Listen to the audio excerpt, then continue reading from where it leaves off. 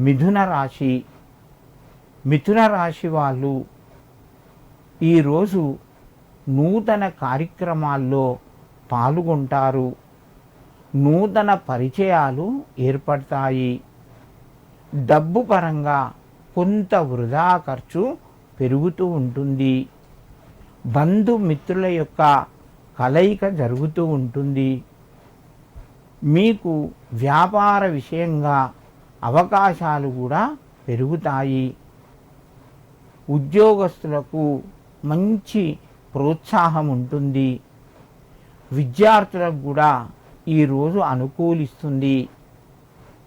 వివాహాది శుభకార్యాలకు సంబంధించినటువంటి ప్రస్తావన వస్తుంది. చర్చించుకుంటారు. ఈ రాశివారి రోజు కులదేవతకు లేదా గణపతికి ఎర్రటి పుష్పాలు సమర్పించడం వలన మంచి శుభయోగం పొందుతారు.